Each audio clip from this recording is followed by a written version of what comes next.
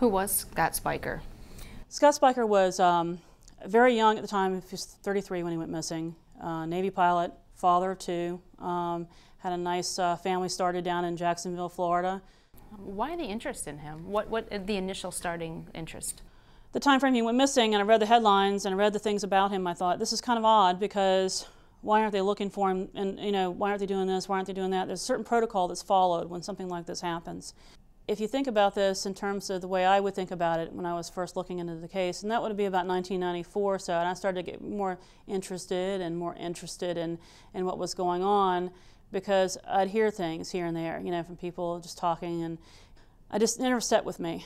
And so I went back. And by the time I got to the end of the 90s, when the Clinton administration was in and they kept talking about him in the media, I kept going back and trying to piece together the stories and see what they were saying, what they weren't saying. And in my mind, the way my mind works is all those bits and pieces of information become a mosaic, and they start to come together. And you start to get the clue that, no, this is not right. And you're not reading that between the lines. You're getting this definitive from Vice President Cheney at the time, or Defense Secretary Cheney, I'm sorry, at the time. We have a pilot, he's down, he is a fatality. They call him the first casualty. They make it a headline. He's a headline, and he's a cause for rejoicing almost, because we didn't lose more pilots that night. From the day he went missing on January 17, 1991 in the wee hours of the morning, he became a statistic and not a person. And what had actually happened is they knew exactly where the airplane was the night he got shot down. They did know where it was. And in fact, that's the story that gets told at the beginning of the book. You're about chapter 3 when you actually start to hear this. You're working your way through the book and you're thinking, this is really kind of odd. And then by chapter 3 you get into this whole part about, oh, but no, they knew exactly who shot him down, how it happened, and they knew where the plane was. People would go, well, how could they know he was alive with the people on the ground for 3.5, 4 years? He evaded on the ground with the Bedouins. And how could you know that? Well, we know that because they had visitations, from the Falcon Hunter's crowd, CIA, all of them. It all plays in together. The Falcon Hunter, and his identity is still protected in the second book, but he was a Qatari, and clearly the Falcon Hunter did not like being asked to go visit him again, and promised him they would get him out and then leave him there again. To them, it's not honorable, and it is not honorable to leave someone who trusts you to come and do your job for them when they've been shot down. We make a promise to the people in the uniform that we will do everything we can to not leave you behind. We will come and get you, and we broke that promise to Scott Speicher, and we broke it so many times that I can't even begin. I lost count somewhere along the way, in like this almost 20-year thing for me. I lost count of how many times we betrayed him. Anybody who had anything of authoritative nature to do with this case was always trying to get me away from how he got shot down. They didn't want me to talk about it. Oh, leave that alone. That's not important. How he got shot down is not important. Scott Speicher had bunted the nose of his Hornet and was going into his harm run for his target, and he had none of his systems working to warn him that there was, 1, a probable collision, 2, that another missile had been fired. We don't know if he was hearing any of the chatter that was going on where his commanding officer was chasing this MiG. We don't know any of that because most of his systems like that had failed. And so he'd bunted the nose, picked up a little speed, and boom. And the missile detonates right under the port wing, the left wing of the aircraft. It kills the airplane but not the pilot. That's what the missile was designed to do. And so you get an ejection, and you get the reason that the data storage unit on the aircraft is later found and tells us so much about the mechanicals on the airplane, what was happening on the airplane, is because that device is behind the pilot seat and where the rocket motor fires off the seat, and it was propelled out of the seat with him when that one piece was found the way it was, is because it was ejected with him out of the airplane and ends up on the floor and found later on and handed to the investigators in the desert 4 years later.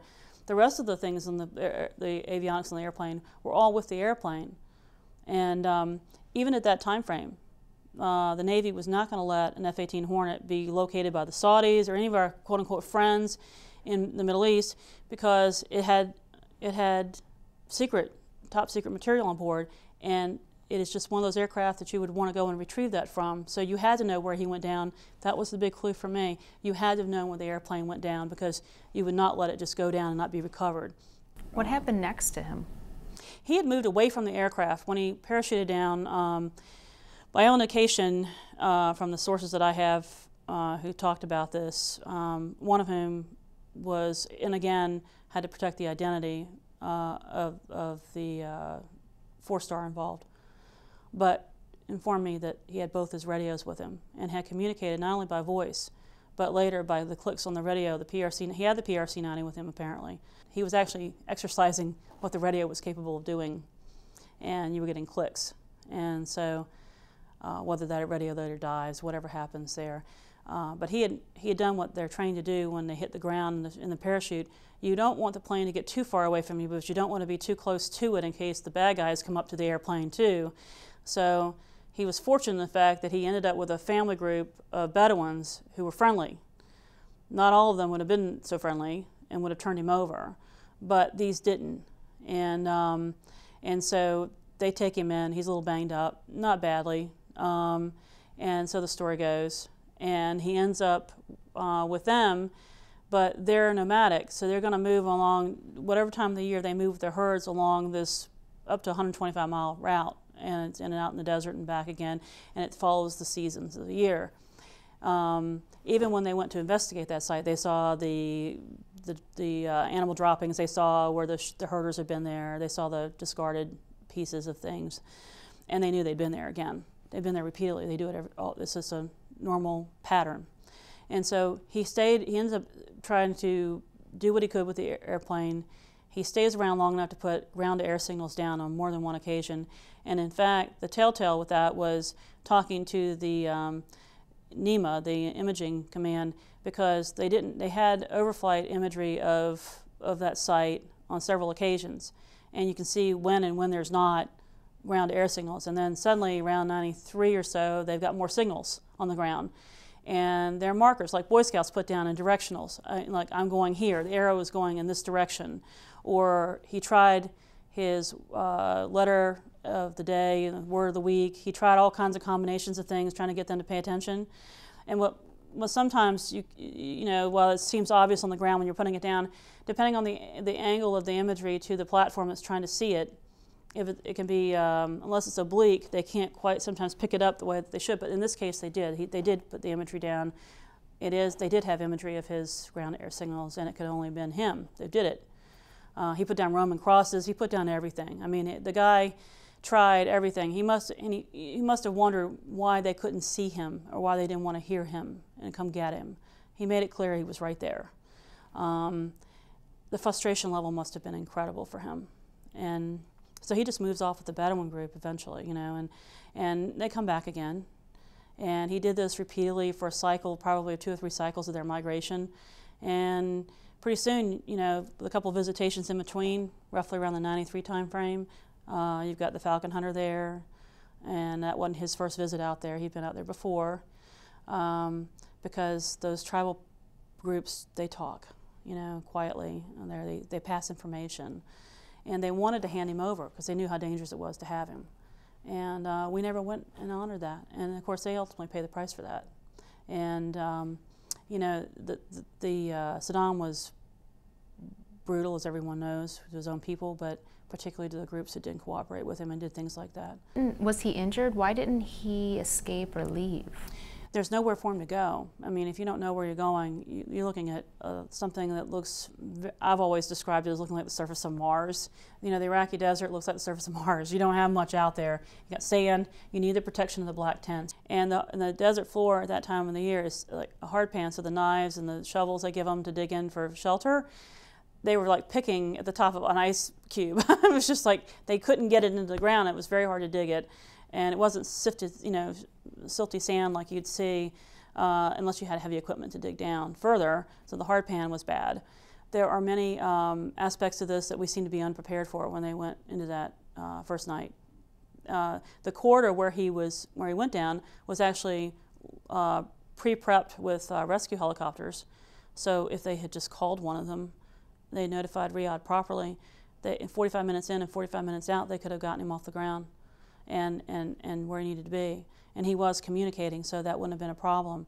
But unfortunately, they didn't like how he got shot down. How he got shot down is what started all this, the friendly fire issue, and the mistakes that were made.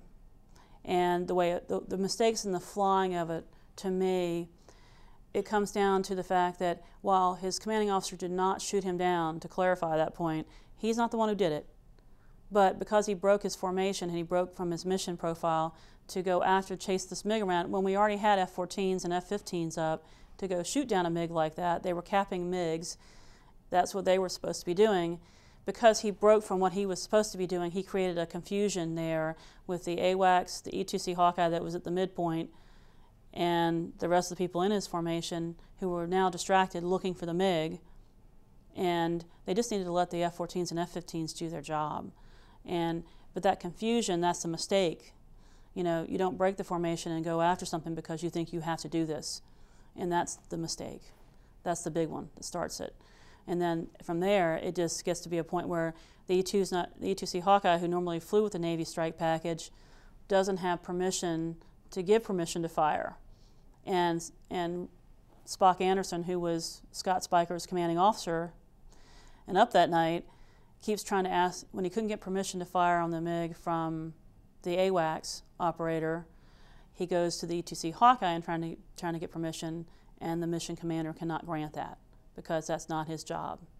And so he goes back and forth in his office radios. He doesn't hear the call. An F-14 picked up on the call. The F-14 fired. And that pilot did not do anything wrong. He did what he was told he was supposed to be doing, and he took the shot. Unfortunately, the shot was at a point where the two planes were too close together, and you couldn't see the differences on the screen, the radar screens. Now, the big secret to this, too, and to some degree, is that we were flying with some new platforms in the war. You know, we had some new aircraft up that were able to get infrared nighttime imagery of all the events that happened that night. They had developed all sorts of new things. We try them in wars all the time. And one of these platforms got infrared nighttime imagery of the shoot down. They knew who shot him down from the get-go, and they knew what happened to him. And in this infrared nighttime imagery, they captured the ejection seat going off, the rocket motors going off, and everything that goes on with this airplane. It was just, they knew all along.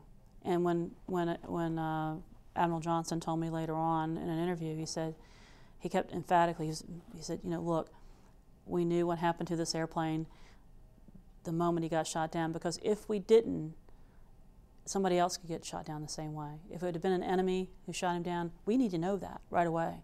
We don't have the luxury of, you know, taking this to even the next mission cycle. We have to know. And so he was emphatic about that. He didn't tell me about the infrared nighttime imagery at the time.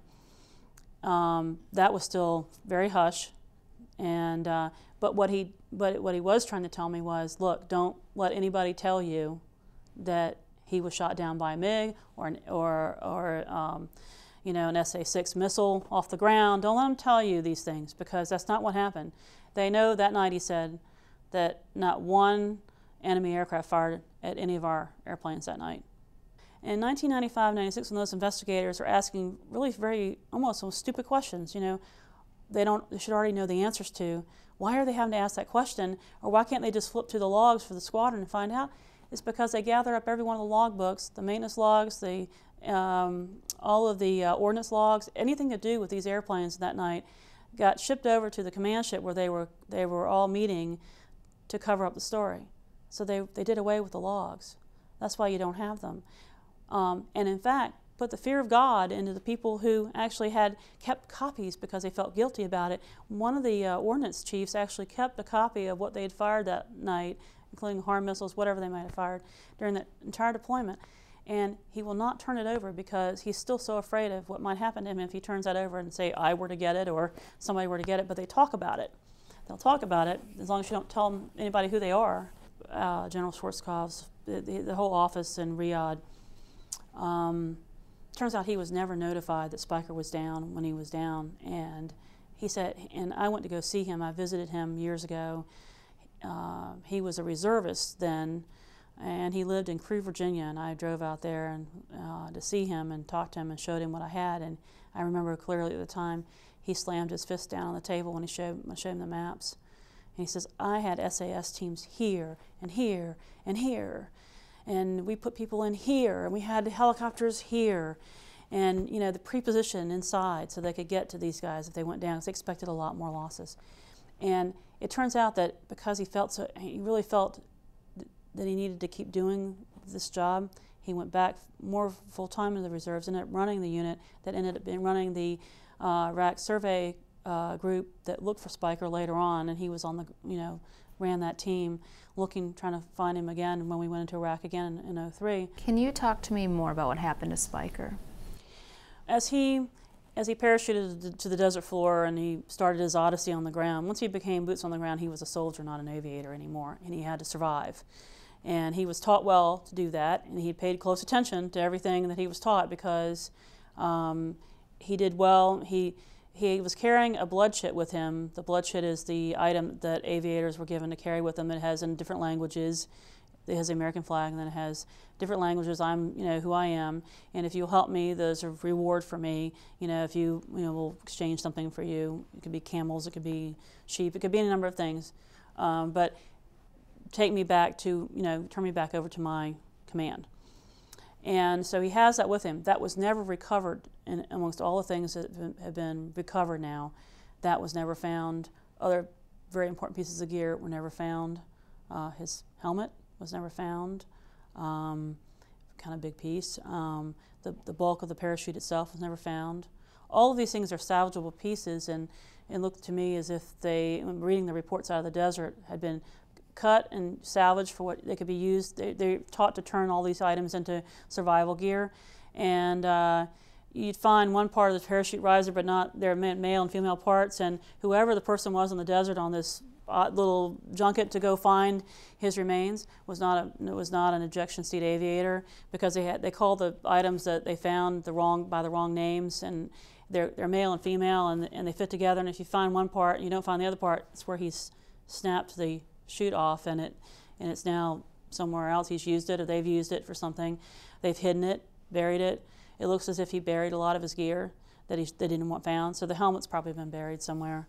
But they never found the blood chit, which he would have shown to the Bedouins when they came up on him. They cannot determine how he died because they don't have enough of him to do that. They found enough to reconstruct the skull, part of the skull, where these were seated remains. First of all, what the American public has not been told about these remains, and certainly was not told to any of the media when this find was made, is that he had, they left the jaw bone, the identifiable dental work he had. He had 2 cap front teeth, and he had certain fillings and things that were very clear that was him. But then they left enough of the skull and that was in fragments. But in the report, the remains had been moved at least twice before they were reburied on that site where they were found. And that you would never be able to know that there were remains in this. It was only 12 inches above where they had seated this, not very deep. And so they dug down the 12 inches, and suddenly they have skull pieces and a jawbone and all this other stuff.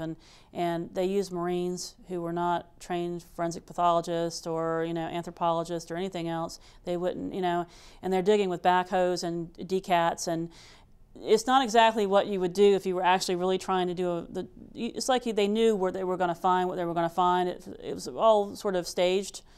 You look at how delicate they were when they investigated in 1995. They dug very carefully. They lined up off areas, and they dug very carefully. They had a couple proper personnel on board who could do that if they were looking for remains or artifacts and that kind of thing. But this was just big decats and bulldozers and all kinds of stuff, just digging up bucket loads of sand and turning it over. And it's almost as if they knew where they were going to be supposed to go look. But if you looked at the surface of any of that area, the aircraft itself is pretty much disintegrated and gone. All the usable parts have been taken away. They actually dug up the ordnance they had buried on the first pass in '95 on purpose. They dig it up and act like it's a new discovery in 2009. And it wasn't a new discovery. They had, we have to wait for ordnance people to come in. No, they buried it because you can bury it and nobody's going to get hurt by it anymore. And they acted like that was some new discovery, and it wasn't. What year did they find his remains? Late July 2009. When your research Do you know how long he lived after the crash? There was some question. The remains themselves did not appear to have been below surface for very long. Apparently the Mossad actually spotted him being moved about 2 weeks before we went into Iraq again in 2003. So you're looking at earlier March of 2003. He was moved to the northeast part. He was being moved northeast in the country, which makes sense because they're headed for Iran, or some of that gap between Turkey and Iraq and Iran. And that would also be heading up into Saddam's home territory at that time. So he's being moved. But so he crashes in 91. 91. He ends up parachuting out. He ends up being captured by Saddam's people in the late 94, 95 timeframe. Just before we went in, we had announced we wanted to go look at that crash site, and this is the Clinton administration, and they decided that they weren't. Shali Kashvili had said he wasn't going after any old bones anymore. He wasn't going to be bothered by going after telling somebody else that their son or daughter got killed, going to look for old bones. You know what they found. They found out was that Speicher had gone into Saddam's custody at least by 1995. And that's when the other prisoners in Abu Ghraib and other places he was held, and locals started to surface as sources. And then you started to get more stories about him and how he got very sick, and apparently was treated by a number of different types of special physicians over time. But he was kept in a very special foreigners floor where Saddam kept his foreign prisoners. They're high value, and there are only a handful of people in his regime who would even known anything particular about Scott. But the men who were with Speicher the entire time, one of my sources talked about him by name. He actually named him, and he said they called Speicher the crow's pilot because the guard had a nose like a crow. And they always referred to Speicher as the crow's pilot. And they gave him an Arabic name so that he couldn't be identified on any prison registries. During your research and talking with all of your sources, obviously since him being shot down by friendly fire, there's been plenty of other people who have been shot down by friendly fire. Why was it so important to keep his shooting by friendly fire so covered up? It was a mistake. The people involved in it, they were worried about their careers, is what it was. It was just more of a careerism issue for them. Being said that they're wrong. There's a lot of vibrato in the room. You know, a lot of these guys just didn't want to admit they could be wrong. And then talk about the code of conduct at the very end of the book and the expectations of code of conduct. And that you cannot expect these people to go out and give that full measure like that and then turn around and not honor your end of that bargain. You're part of the code of conduct of the President of the United States, and you have an obligation to that person to do that job for them. So you have a bookended, you have a beginning, a middle, and an end to the story now. But more than that, you have the where, what, when, and how things occurred. And that's not been told to the American public yet. No one knows this in full. And the book itself now, the new book, American in the Basement, is now 576 pages. You're going to get the story in the book. And it's a story that, to me, has been almost a 20-year odyssey of trying to speak for him, for Scott Speicher, to clear his name almost, and that he didn't do anything wrong in this, that he had done everything he could to come home, and that we failed him and not going to go get him.